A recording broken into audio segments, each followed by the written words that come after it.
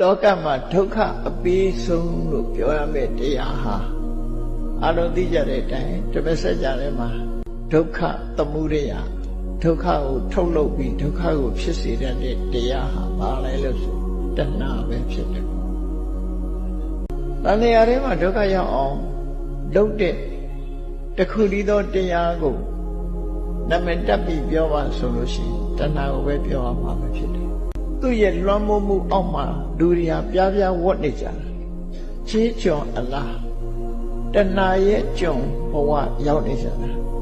သို့တော့ကိုယ်ကျွန်လို့သိမသိကြဘူးကွာအရှင်သခင်လို့ထင်တယ်မဟုတ်ဘူးတဏှာခိုင်းရလုံးနေကြတဏှာရဲ့ချေးကျွန်နေဖြစ်နေကြတယ်အဲ့ဒီတဏှာဟာဘဝတွေနောက်ထပ်ဘဝတွေနောက်ထပ်ဘဝတွေကိုဖန်တီးနေတာသူပဲဘဝဆိုတာဖြစ်စေတာသူပဲသူဥဆောင်ပြီးတော့လှုပ်ရှားနေတာဖြစ်တယ်မျက်စိကမြင်တဲ့အာယုံဆိုလဲသဘောကျ